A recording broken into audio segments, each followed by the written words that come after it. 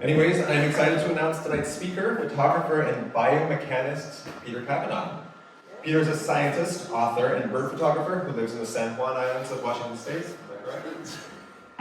He is drawn to the study of bird flight by his experiences as an instrument-rated private pilot, his professional training in anatomy and biomechanics, and his passion for nature and the outdoors. This evening, Peter will explore the intriguing world of avian flight. He'll share the reasons behind bird flight, the evolution of dinosaur limbs into bird wings, and the origins of the first flying birds. Peter will also delve into the enigmatic mechanics of flapping flight and give insights into how birds take off, land, migrate, and perform aerodynamic feats that surpass those of airplanes. Through captivating photographs and videos, Cavanagh will share his adventures from traveling across every continent in pursuit of remarkable flying birds. Peter's images have been featured in the Audubon Society's top 100 bird photographs of the year. He is the author of 100 Flying Birds, Photographing the Mechanics of Flight, and How Birds Fly, the Science and Art of Avian Flight. He's traveled widely to photograph birds on every continent, most recently to India and Bhutan. How do you get there? Long way. It's a long way. The visa is very tricky from what I've heard. Peter will answer questions and sign books after the presentation, so we're selling some of his books there on the entry table. If anybody wants to buy one, come see us later. Please welcome Peter Cavanagh.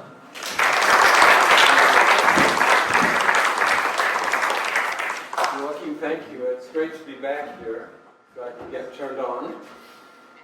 Oh, I think I need to turn it on probably, don't I? Here we go. How's that? Say something. Say something. Okay. Yeah. Well, it's great to be back with Whidbey Audubon. I spoke with you in 2001. I came back in 2003, and since I'm here in 2023, I'm here in 2025, I believe you must think I'm odd, because I come on just the odd years. But odd or even, I'm very glad to be here. And when Kathy asked me to talk, she said, well, we're really looking forward to hearing what you've been doing, what you've been seeing since you last came. So even though I'm ostensibly here to talk about How Birds Fly in my book, I thought I would just take 5 minutes to tell you what I have been doing since 2023 and show you some nice birds, because a community like this, what do we like better than seeing nice birds? And so these are the places that I visited since I saw you last. And let me dive straight in and show you some birds from some of those places. This is a very common white-rumped shrike in East Africa, and you can see that the chick is overwhelming the parent for a bite of food, and it's just a reminder of that remarkable feature of development in birds, where it doesn't take a few weeks until the chick is as large or larger than the parent. Also in East Africa, this is a tawny eagle. It's actually an immature, and I often think that immature raptors are much more beautiful than the parrots, because they have this beautiful speckled coloration and the emerging, like the adult, of course, is all tawny, no other color at all.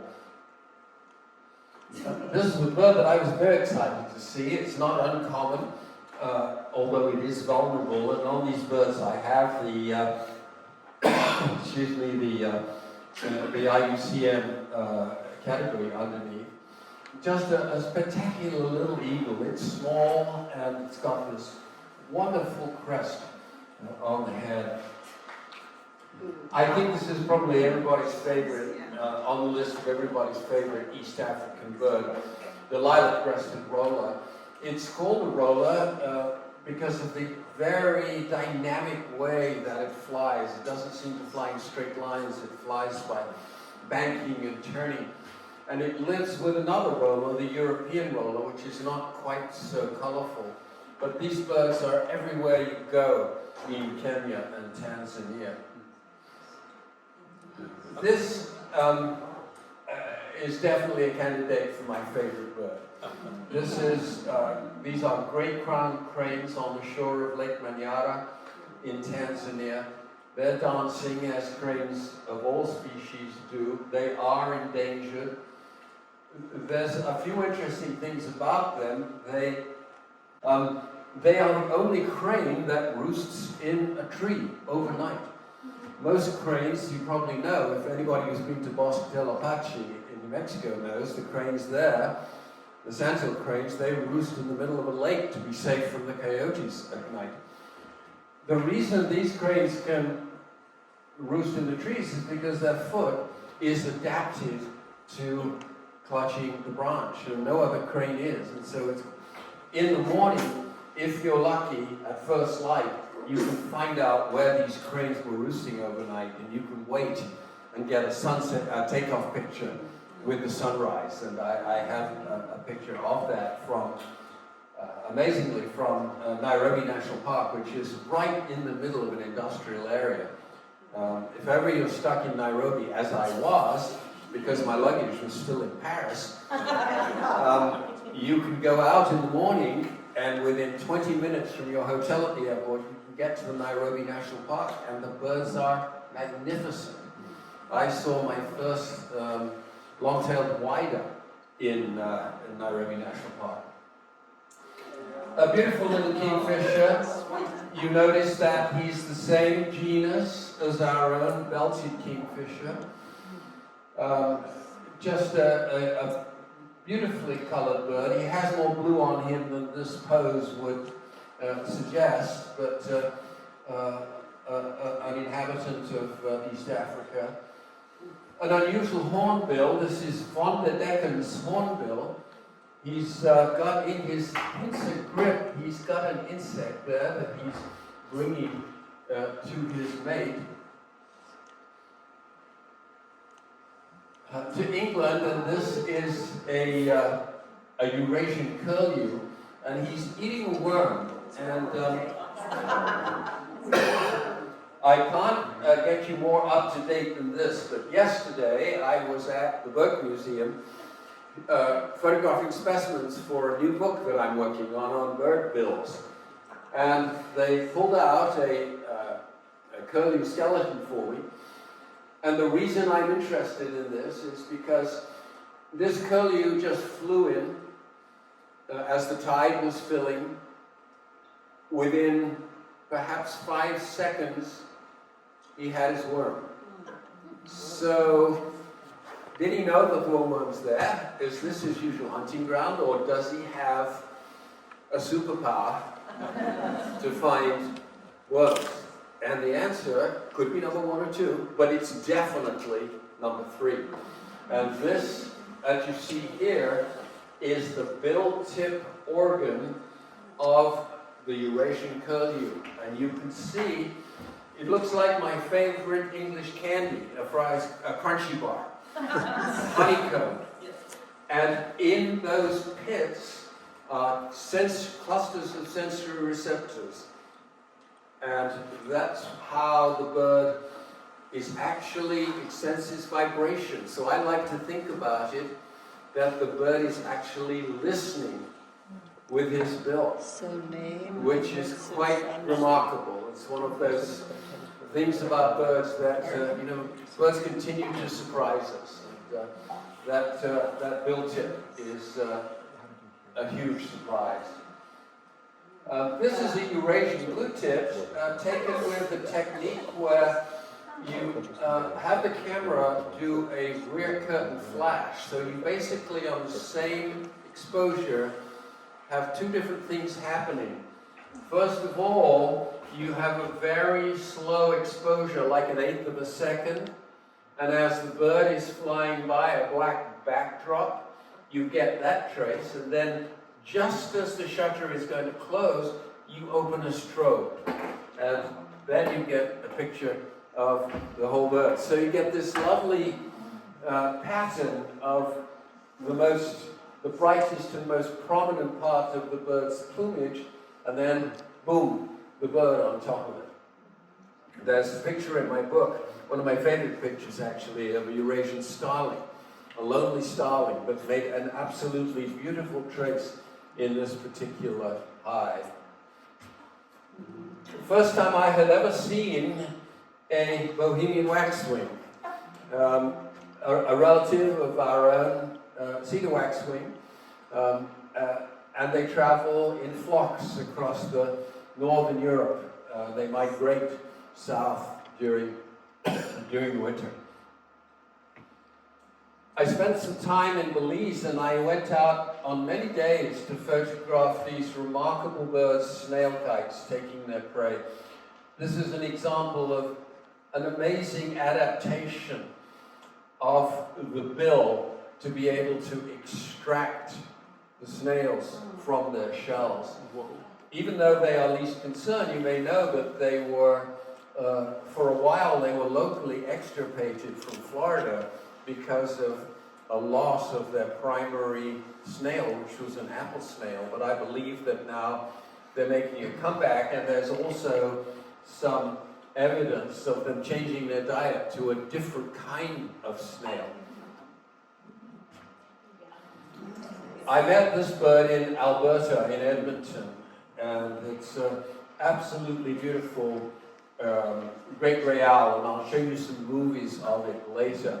In the movies, the thing that I want you to look at, besides the flight mode, which I'll discuss later, is you'll see the independent movement of the feathers of the facial disc in relation to the head. You know, we don't think about that the facial disc is actually like a movable radar dish.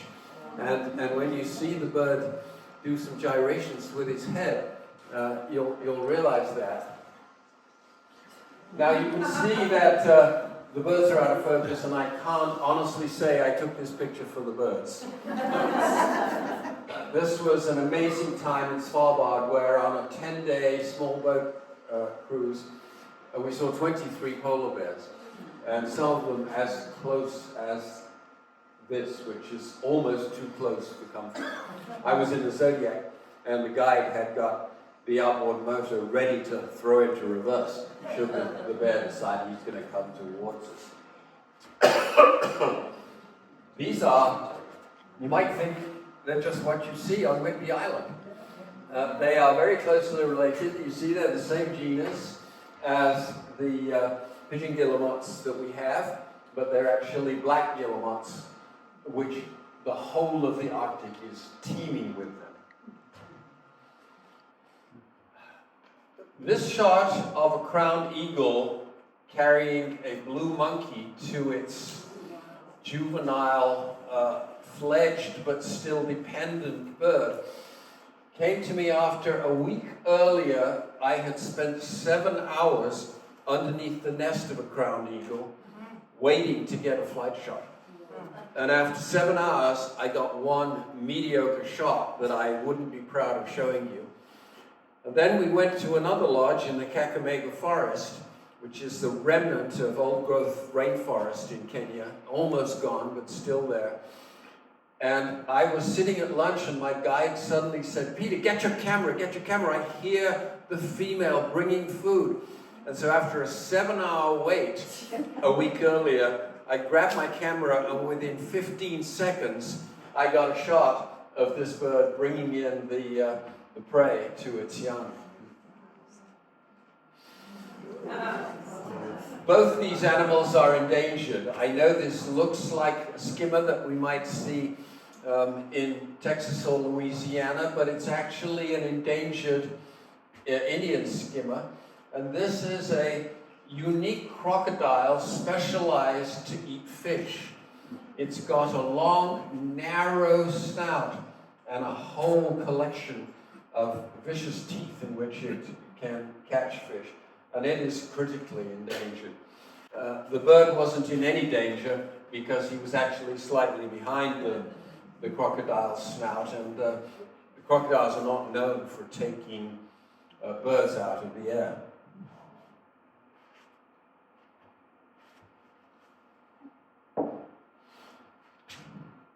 And finally to India and Bhutan, which is where I was earlier this year. This is a bird that's on everybody's list when they go to Bhutan. It's a ibisbill. It's a wader.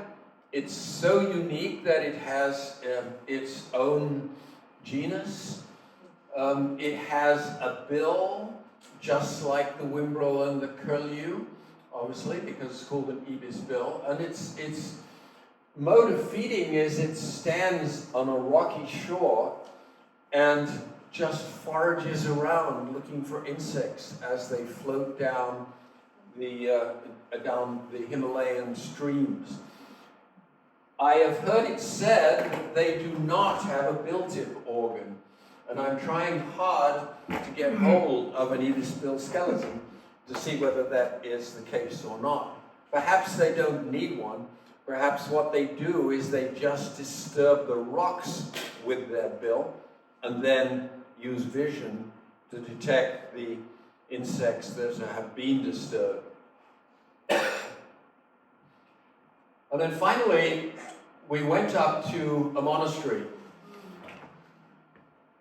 called the Tharpoli Monastery, which is almost 12,000 feet above sea level. And we went there because the monks at this monastery have a close relationship with a very beautiful Himalayan bird called the Himalayan monarch.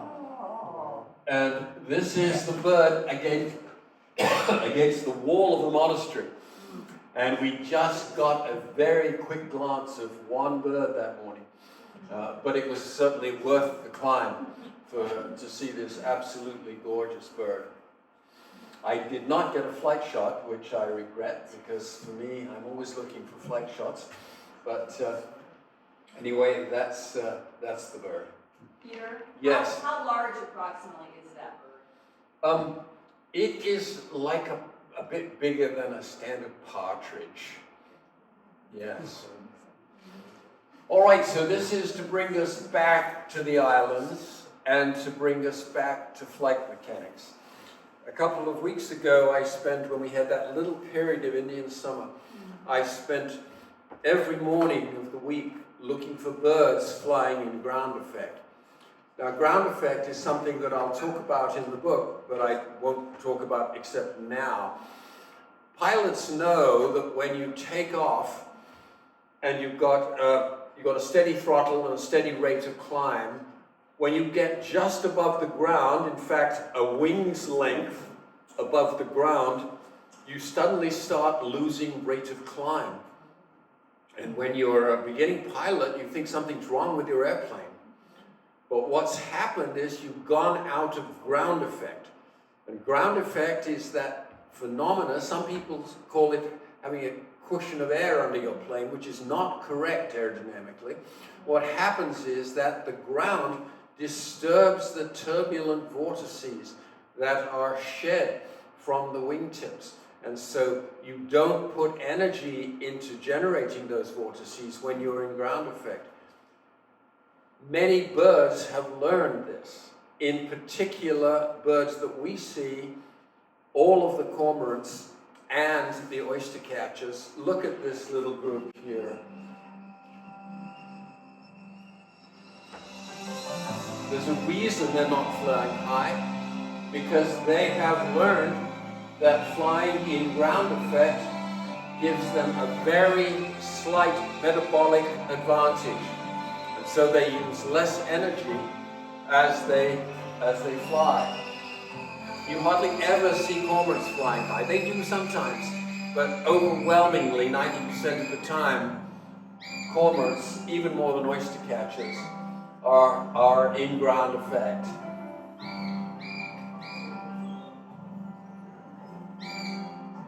You notice some of them are molting. Look, this guy doesn't have very many primaries left.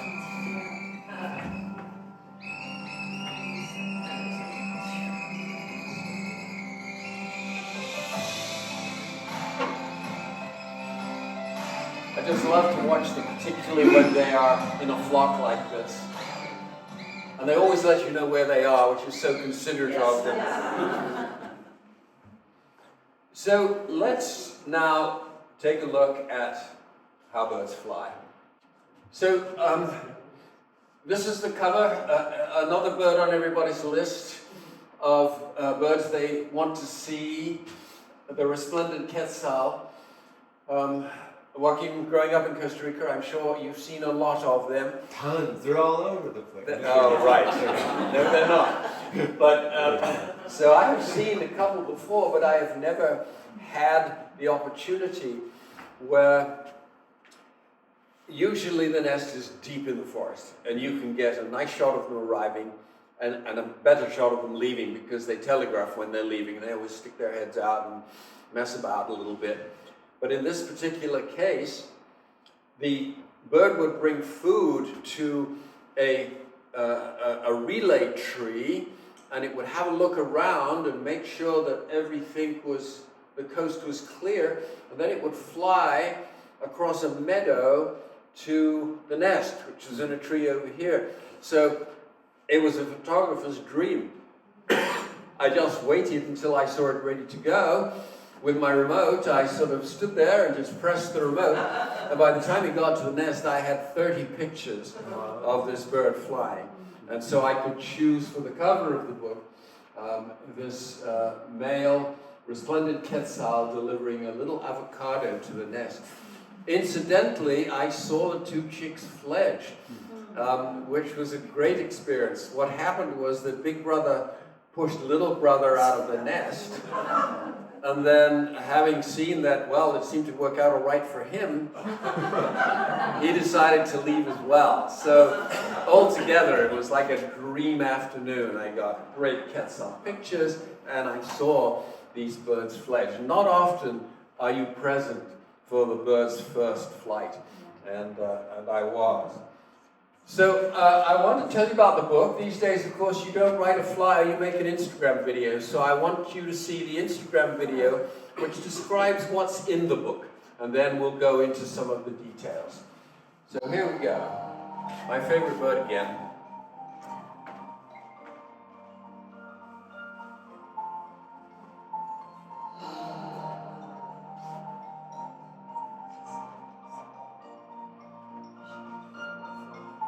There's the great gray again. We'll come back to that little clip.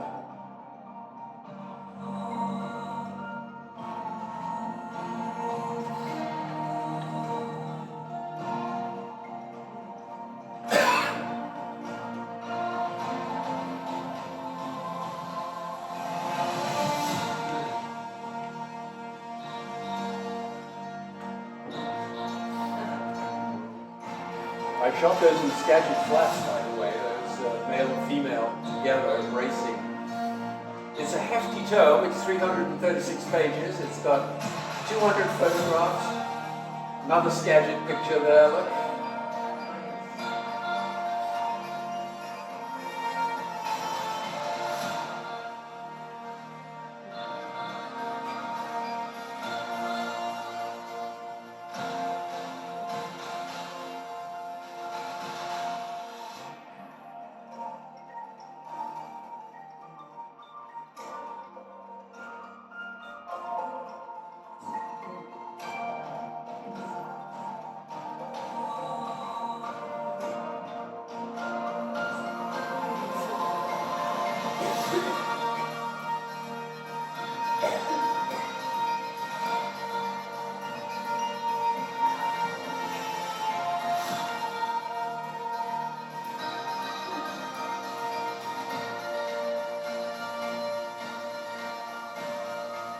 This is the black kite.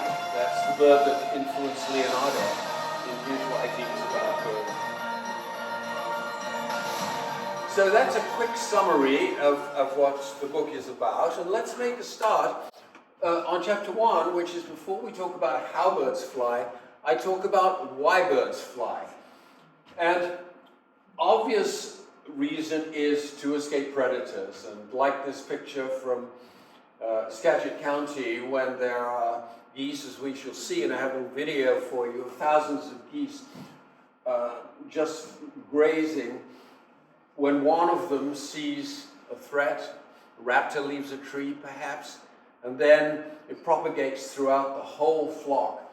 And so escaping predators is a major reason why birds fly.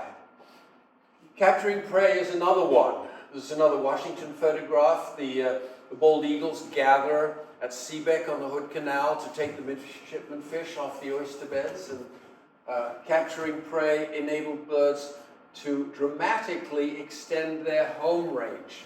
The home range is what birds think of as their backyard. And for this bird, the wandering albatross has one chick that it leaves in a scrape of a nest on an island. And then it goes off on a journey of perhaps 3,000 to 4,000 kilometers to collect squid. And I have been present at an albatross nest on Pryan Island in South Georgia when the parent came back to feed this lonely chick. That's a lot of investment in one offspring. Quite a remarkable story. Flying to attract a mate is common in some birds. Usually the magnificent frigate bird male sits on a nest, looks to the sky and inflates his gula pouch to impress the females that are flying by. This male was fed up with waiting, and he decided to fly and show off his beautiful pouch to females. It just like the blue feet of a blue-footed booby, the gula pouch and the color of it is what biologists call an honest signal. It really is an indication of how healthy the bird is and how likely it is to produce healthy offspring. And so the blue feet, the red pouch, they're all important things in attracting a mate. Defending territory is another important thing. Another Costa Rican picture, I think, yes, of two female white-necked Jacobins jousting for territory or food resources.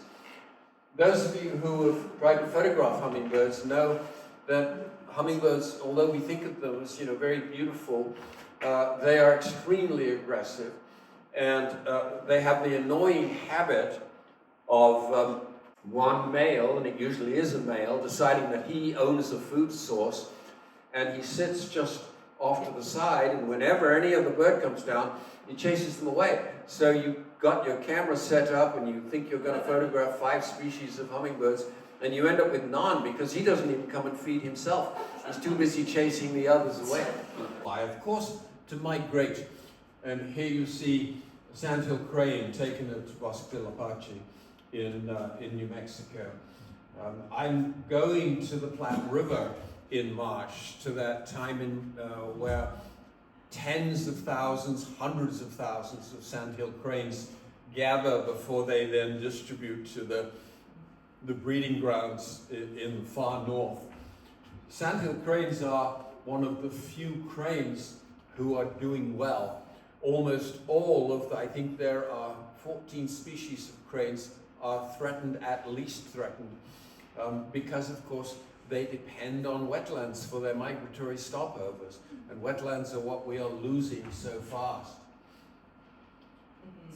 Well, a little bit about evolution, and I go to quite some lengths in the book to talk about the origin of birds and the origin of flights. This is a very interesting bird called a hoatzin, taken in Peru. Boy, it sure looks like a dinosaur, doesn't it? And interestingly, if you look at the bird tree of life, of which birds are related to which birds and at what time they diverged and evolved, this bird has completely vexed ornithologists who are looking at origins. And there is a straight line that goes 50 million years back without branching for this bird.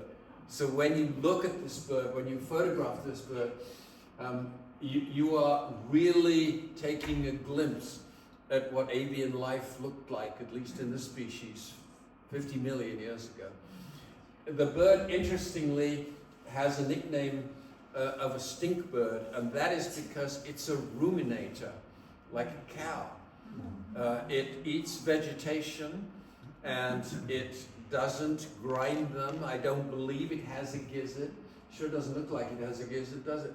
And takes it through a number of stomachs to ruminate the food. Flight has occurred 4 separate times in the history of the Earth that we know about. Insects were the first to fly about 350 million years ago. Pterosaurs were the next group to fly at about 200 million years ago. And then 160 million years ago, this Archaeopteryx, a small descendant of a theropod dinosaur, was also flying. Now, there were many other examples of dinosaurs who flew and never really made it. And this is one of them, the Huxley's nearbird, often called a four-winged dinosaur because it had feathers on its forelimbs and its hind limbs, and may well have flown for short distances.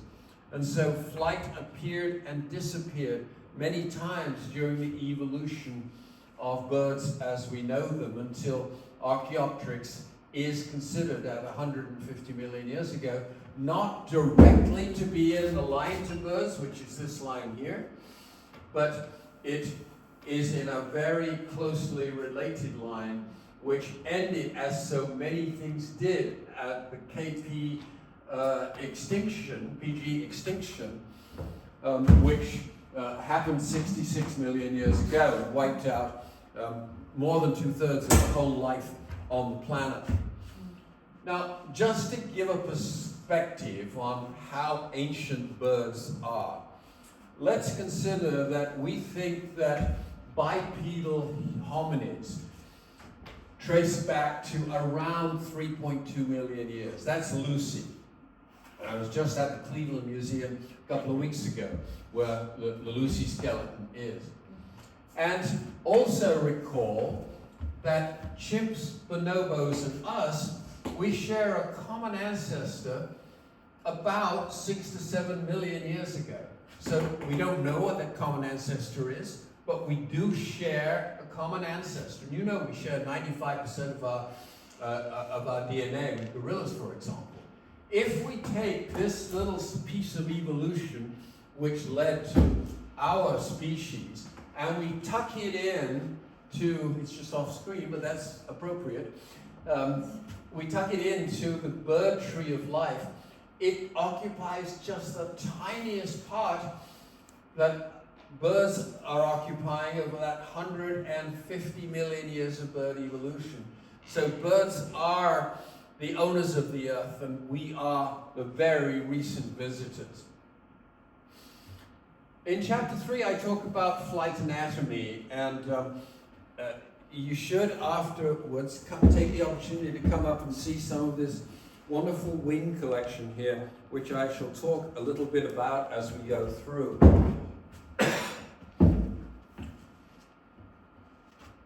Most tetrapod, four-legged creatures share a common plan in their anatomy.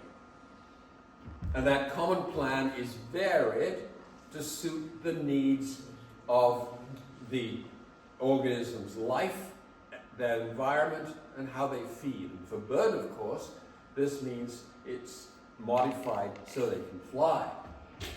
And so you see a human thoracic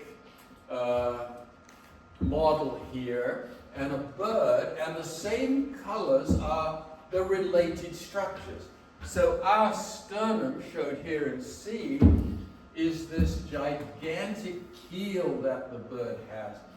And that keel is an attachment area, as we shall see, for the flight muscles, both the depressors and the elevators.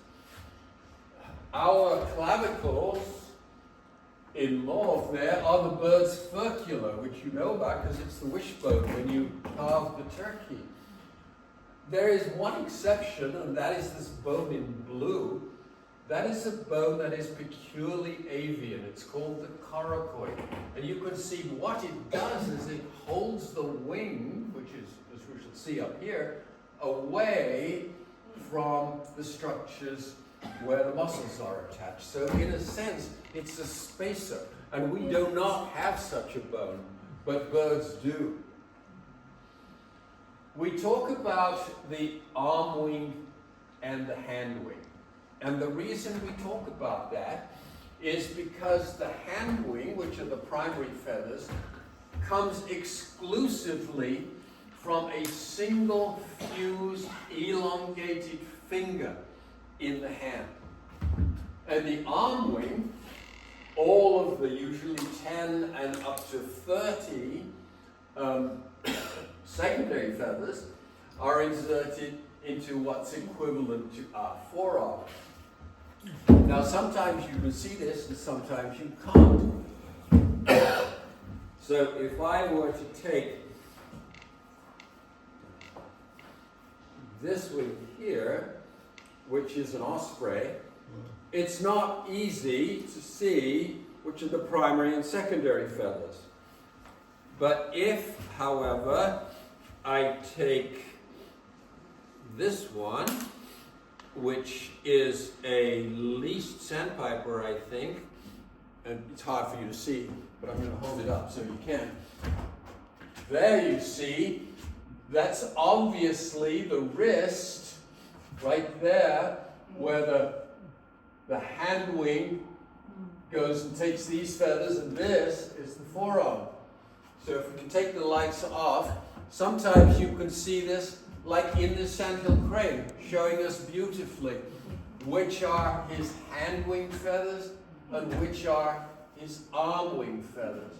And as we shall see, the motion of the hand wing feathers are particularly important in flight, because there's not a lot that the bird can do with its arm wing feathers, but it can do a whole lot with its hand wing feathers, because that finger, that single left, that fused finger that remains, is able to do a number of movements that are critical to flight. I talked about the muscles that power the flight.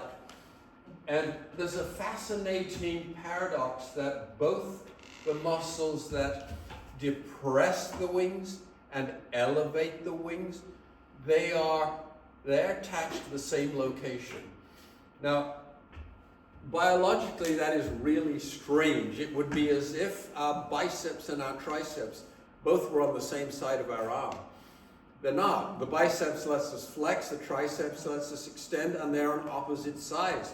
The reason this is possible is because there's a tunnel that goes up over the shoulder that allows these wing depressors to operate to raise the wing. You also notice that the wing depressors are much more hefty than the wing elevators. And that is because there's nothing aerodynamically that's generally going to help the bird in the power stroke. But there's plenty of air to help raise the wings back up again. So you don't need as much muscle in the elevators as you do in the depressors. Now, of course, these are the two muscles that we eat when we eat turkey breast. Both the elevators and the depressors are all there. It's hard to distinguish between them, but that's what they are. Chapter 4 talks about aerodynamics, and of course this is the absolute kernel, the key thing to bird flight. And I'm going to make you experts in what I think is another superpower of birds. We've talked about the one, and that's being able to listen with your bill. The second one is being able to redirect the force vector, and you'll understand what I mean by that in a few minutes. So if we look at these trumpeter swans flying against Mount Shuksan and Mount Baker, I've drawn imaginary forces on the wings, and you can see they're going in all sorts of directions, and we'll learn how and why that's the case. Let's start by considering a wing in a stream of air. This could be a bird wing or it could be an aircraft wing. If we were able to sample the pressure at various points in the surrounding air of the wing, we would find something like this. Here's the wing. Anything that's pink is a greater pressure than some reference pressure in undisturbed air, and anything that's blue is less than pressure at some reference point. And you can absolutely see what's going to happen here. The high pressures are going to win over the low pressures, and the wing is going to be moved up. And so that's exactly what happens in a gliding situation. This is too complicated. We need to simplify it. And what mathematicians would do is they would what's called integrate with respect to distance all the way around here and end up with a single force. And that's the same idea, isn't it? The low pressures are being pressed on by the high pressures, which means that there is a force perpendicular to the airflow. And usually this supports the body weight of the bird. And then it really is a lift vector. But now we come to what the bird's superpower is.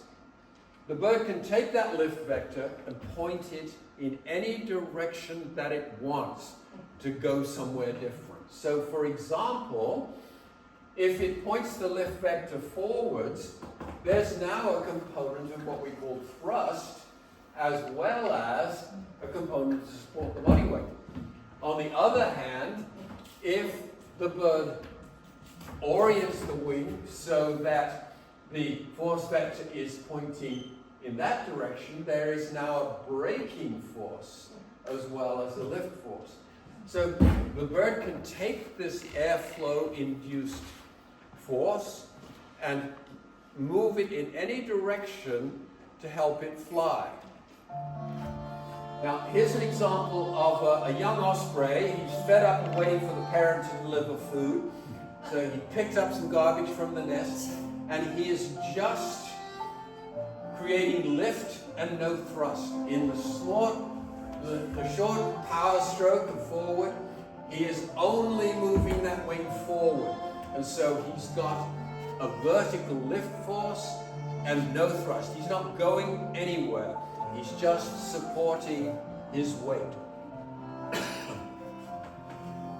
at the claw. Now to contrast that, this bald eagle is going to do a magical turn.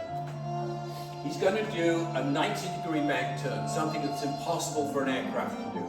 He sees a fish down there on the oyster beds. He drops the left wing.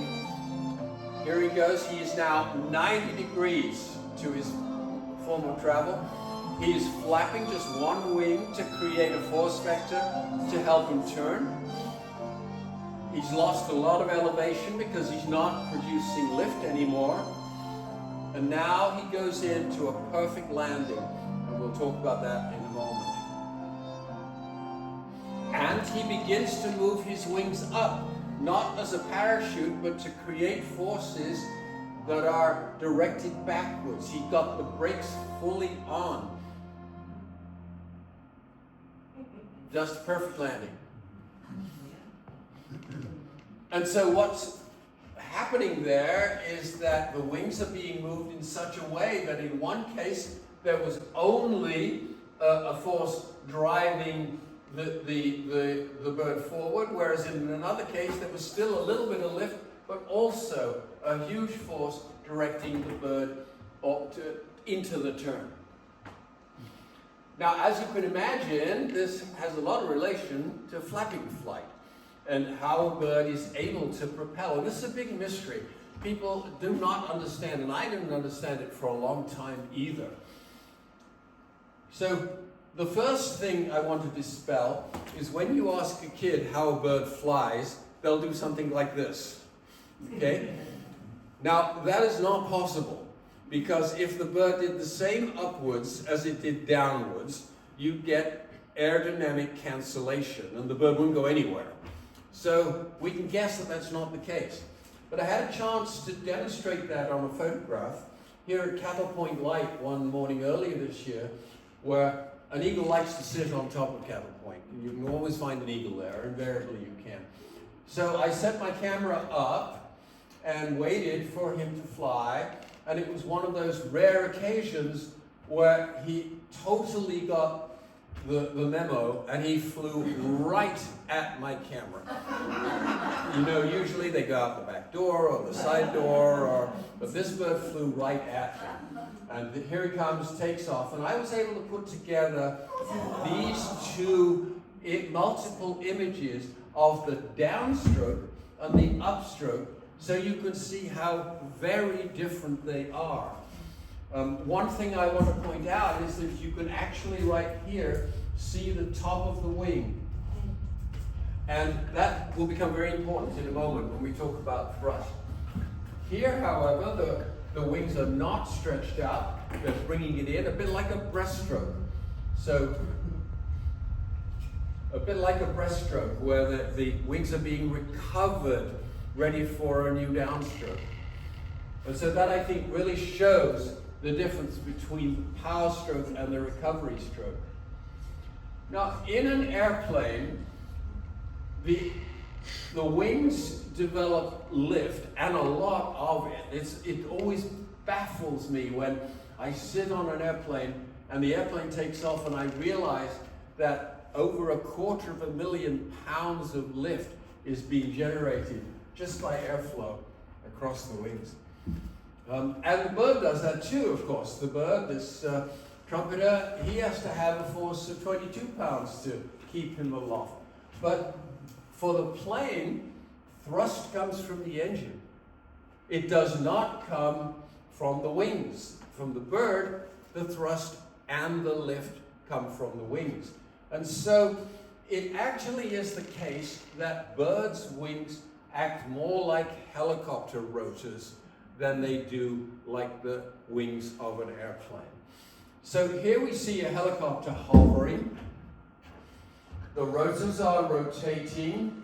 This airfoil shape is being rotated, and it's producing just a vertical lift vector equal to the weight. So the helicopter is hovering, not going anywhere. When a helicopter wants to go forward, it does this. It tilts the rotors so that now that not only does the resultant vector have a lift component, but it has a thrust component. So if you like, it has morphed the wings so that they have a component to drive it forward and keep it off the ground. The lift vector, we say, is redirected. So let's take a peregrine falcon first gliding. So he's gliding. The lift vector, you see, the net vector in yellow and gold here has a component of lift in red, but it has a component that's slowing him down. And that's something we're not going to talk a lot about, but I do in the book. That's the drag that the bird encounters. So this bird will lose altitude in this situation because it's being slowed down. Now, it decides that it's had enough of gliding, it wants to propel itself. So now, it brings the wing down, and in doing so, it morphs the wings, like we saw that eagle and the power stroke, so that it tilts the primary feathers forward. So as the air flows over the wing, we now have a component that has got a forward aspect to it. And so this is the bird's superpower. It's been able to change its wing configuration to get propulsion as well as lift. And if it wants to go even faster, it's not only going to bring the wings down, it's going to bring them down and forward, and then there's more velocity there, and it gets an even greater thrust vector while maintaining the lift to support body weight. So that is the mystery of flapping flight and how flapping flight works to produce thrust. Here's where I want you to watch the facial disc.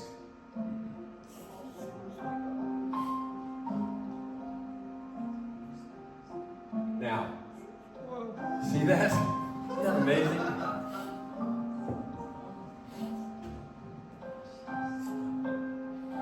Now, when he takes off, I want you to watch the primary feathers at the end of the wing. You're looking right down on them, so he's warping the wings. See that? You can see it so clearly. He's warping the wings to get the thrust. And now I couldn't resist just having another look at him, just sitting there.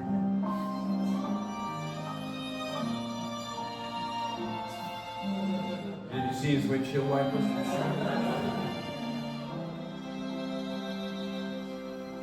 Nice that it was snowing too. That's not AI, it was snowing.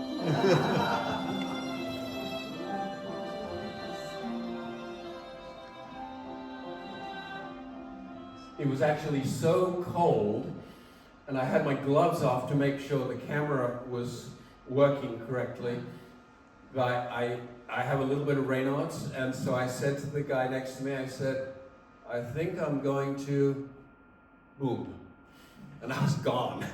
I fainted because of the lack of blood supply. It was really something. All right, let's talk about takeoff and landing. How are we doing for time here? I think we're doing good. So this is a secretary bird. It's a raptor, a very unusual raptor. It catches insects and snakes on the ground, beats them to death, shakes them to death, and it's taking off. It needs a huge run to take off. We're not going to talk about this kind of takeoff. We're going to talk about this kind of takeoff. This is a long-tailed fiscal, a common shrike in East Africa. And I want to show you these 6 panels which will show you how birds take off. And this goes pretty much for all perching birds. It happens fast, difficult to see, but here I split it up by taking multiple images. So here's the bird on the perch, and the first thing it does is it crouches down until it can't crouch any further. It nearly has its chest on the perch. Now, why does it do that? Well, the answer lies in the physiology of muscle. Muscle can produce its greatest forces when you activate it while it's being stretched. And think about it, when you want to do a vertical jump, what do? You go down and you don't stop down there, you go down and then you explode upwards. Just the same. It's like stretching the elastic band. Now then, the bird thrusts off with its legs and puts its wings in the air. Notice that by the time it's left the perch, the wings have had absolutely nothing to do with getting it in the air. It was all the legs. Only now, when the feet have just left the perch, are the wings in a position to do that first downstroke. And here it is, and it's a downstroke which is going to give both lift and thrust from the way we saw, and then it's ready for another downstroke here. And so that's a very stereotypical path. There's the moment of leaving. The wings are up, have had no role in the takeoff yet. Now the end of the first downbeat. And I had the good fortune to pull up right alongside a long-tailed fiscal when I was in Kenya last year. So I just put my camera out the window, filmed in slow motion, and here you see he's thinking about going. He does his crouch, he goes way down, he goes down. Stop him down there just to appreciate the moment. And then he's got thrust off powerfully. The wings look are just taken up, but they didn't do anything. They didn't produce any aerodynamic forces. Big thrust from the legs. Now, there you saw real wing warping, right? We're not seeing the edge of the wing, we're seeing the morphed wing producing that thrust force. All of the nature of the forces produced by the wings was supposition until 10 years ago when a man called David Letnick invented this device where small birds, in this case they were, I think, Pacific They were cockatiels of some sort. The species escapes me. But they fly in a chamber where all forces can be measured. Because, as we know, Newton's law, third law, is if you apply a force, there's an equal and opposite force. So when the bird's wings beat, the air pushes against them, and that force is measured here. And you'll see from the arrows of the I'll expand this in a moment, we're able to directly measure the force in the bird's wings. So here on that takeoff from the lowest position, these are the force vectors from the legs, and then only finally do the black forces, and they're mostly propulsive and lift forces, start to happen. So we can now measure these things directly. Here's a guy who's not very good at taking off. He mostly likes to live on a cliff top and throw himself over, but here he has no option. He's taking off. Let's see what he does. Does his crouch, down he goes. The wings go up, they haven't done anything yet. Now a wing beat, just as he leaves. So just the same pattern as the shrike. The puffin performed nicely for us. Now some birds, of course, like the secretary bird, have to run a lot. Albatrosses, for example, when they go down in the water, they have a lot of trouble getting off. This is a black-browed albatross in the Falkland Islands, and I counted more than 10 contacts between the feet and the water before this bird finally got enough air flowing across the wings to get to take off. Now let's talk about landing. We've already seen that bald eagle landing doing some of the behaviors that I'm going to talk to you about. This is a red-crowned or a Japanese crane in Hokkaido, Japan, and he is just about to land. Now, it looks like a static posture. It looks like he's sort of got a parachute out, but he doesn't. What he is doing is he is thrusting the wings up so that the airflow will give him a backwards force, just like we learned about earlier. The same with this beautiful black-billed mountain toucan. He's got the brakes fully on. He is sweeping the wings up, just like the red-crowned crane, to generate a braking force. And those forces can be measured too in the aerodynamic force platform. And these are the last wing beat as the bird is doing exactly what those two birds we just saw, moving the wings up. Look what it does. It produces huge backward forces, and then they finally hit the perch, brake, while they're on the perch. I want to talk a little bit, as I do in chapter 6, about gliding and soaring. This is a magnificent frigate bird, an amazing gliding bird. Birds use rising currents of air in two different ways. They do what's called orthographic lifting, where there is air moving over a geographical barrier, like a mountain, and then they use rising air from thermals, and migrating birds exploit this dramatically, as we shall see. And as far as the rising thermals are concerned, researchers talk about birds riding down a thermal street, which means they go up in one thermal. When the rising air basically is not rising no more, they do one wing flap and glide to where they see birds in another thermal and go up, and then do the same again, and so they ride a thermal street. At the end of every chapter in the book, I have a feature called From the Lab. It's supposed to look like a lab notebook where you kind of tear it out. And in the chapter on gliding and soaring, then I talk about an experiment, one experiment in detail. And this is an experiment by a woman called Hannah Williams from Swansea University. She tagged Andean condors who were up in the mountains, and she looked at how they use these two forms of lifting.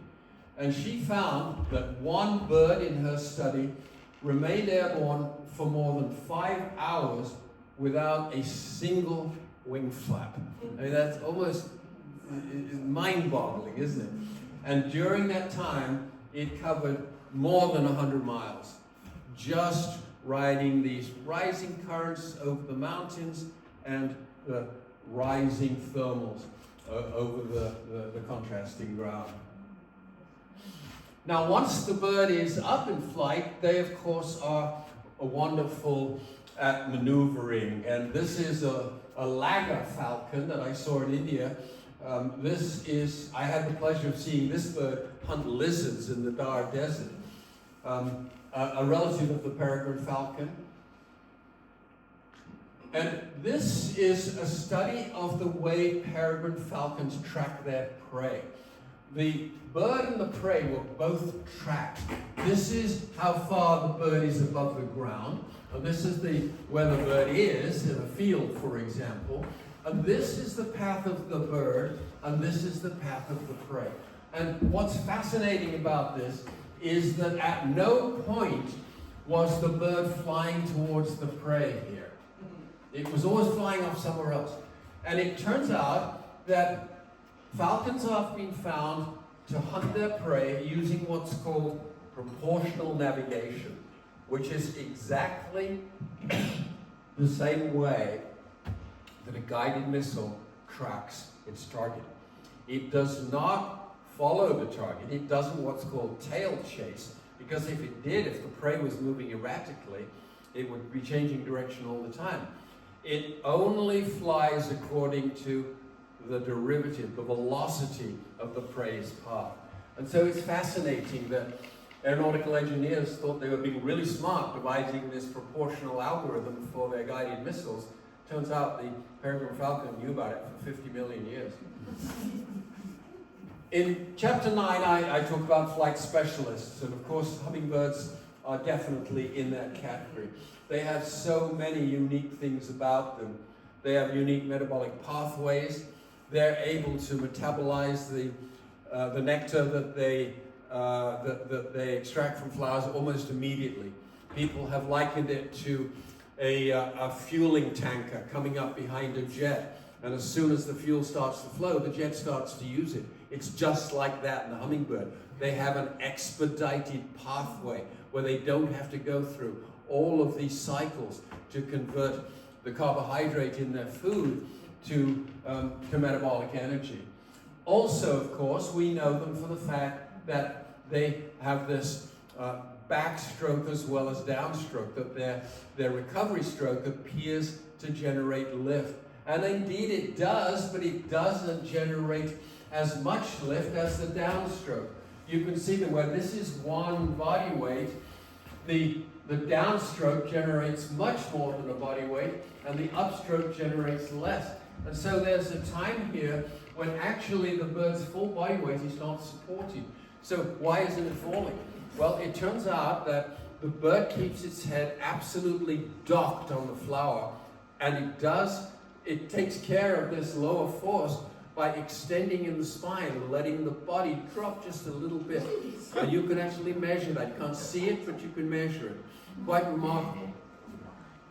And if you look at, we talked about hand wings and arm wings, and we talked about the albatross flying 3,000 kilometers.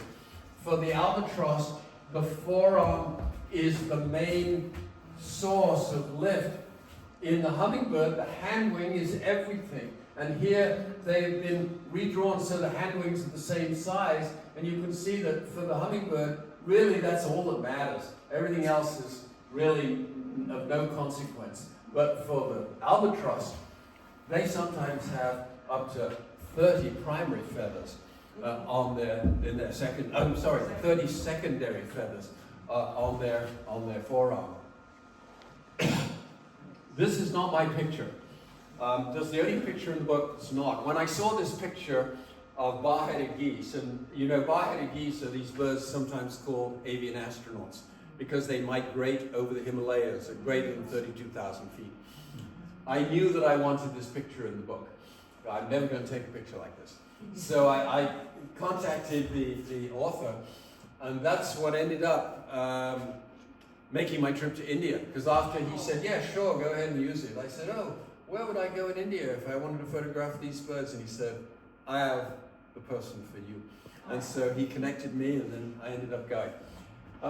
But I want to show you a little bit of this movie that we talked about before. So you see that the birds in the back row, and this is a little bit speeded up, the birds in the back row have sensed an intruder and they've decided to go. And then you see it will propagate through the whole flock.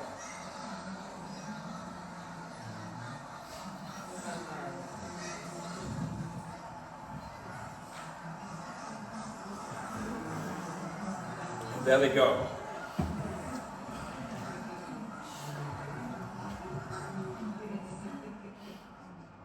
Until there's not a single bird left in the field.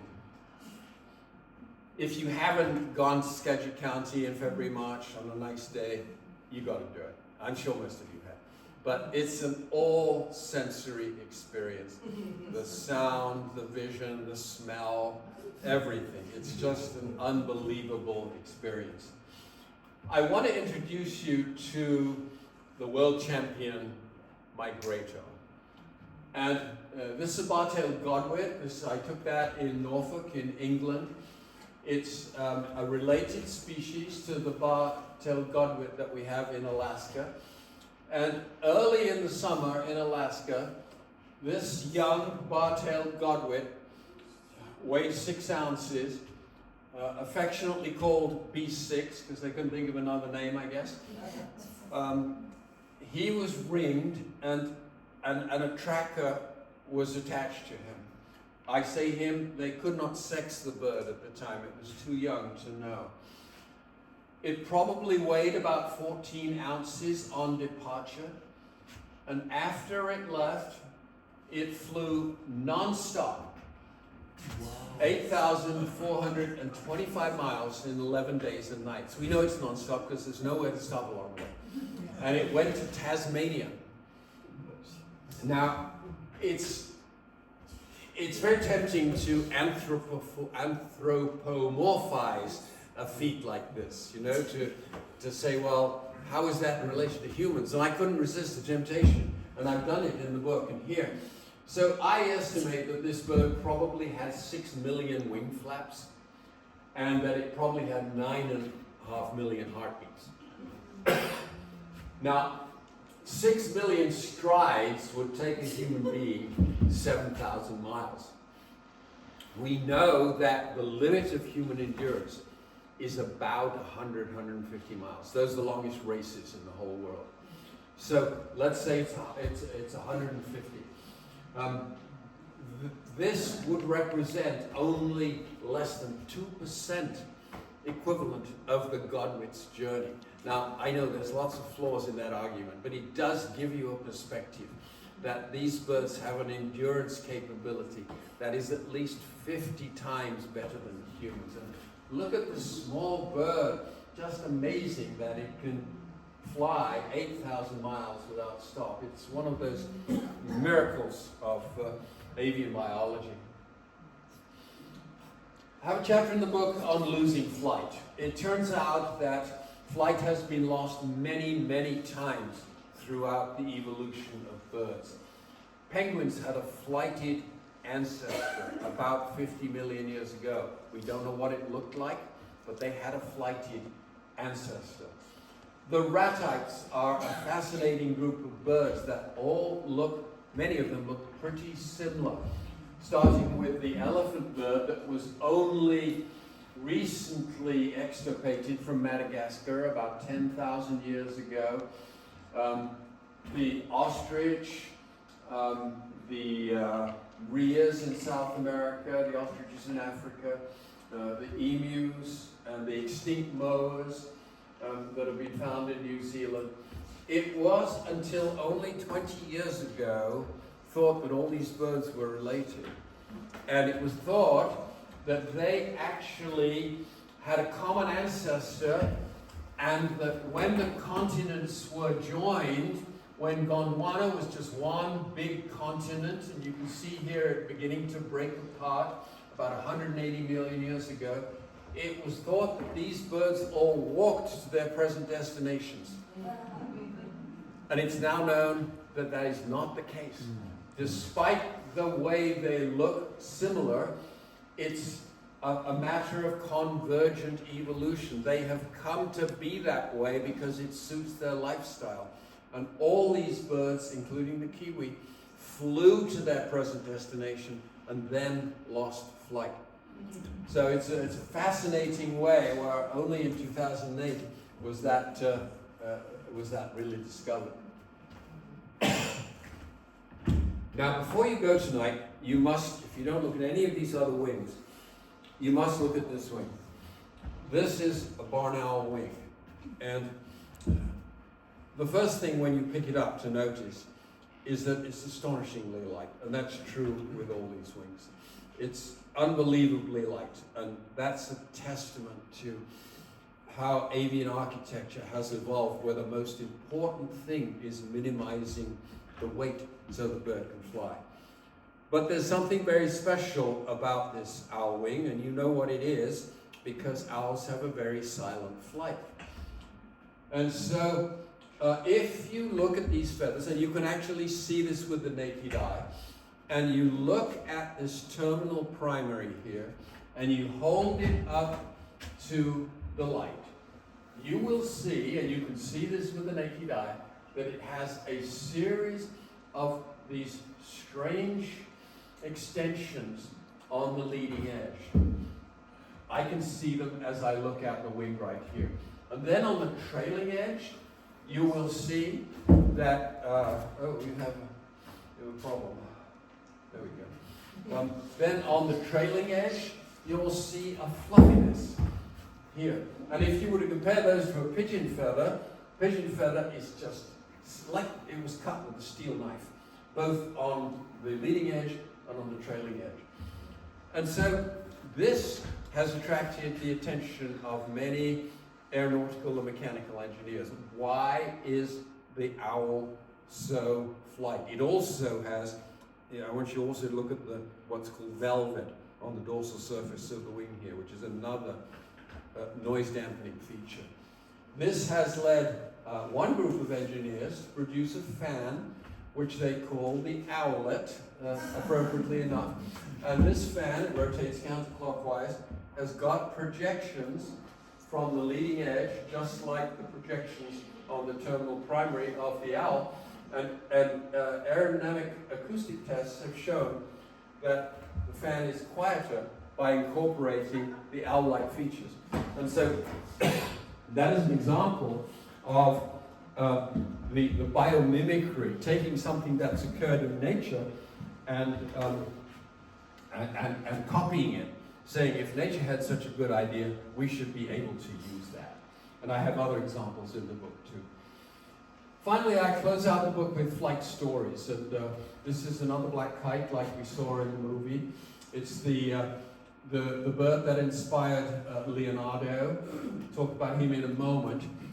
This is a beautiful hummingbird that I saw in Peru called Kopki's hermit. And I did not know the story of this at the time when I photographed the book. I photographed the bird.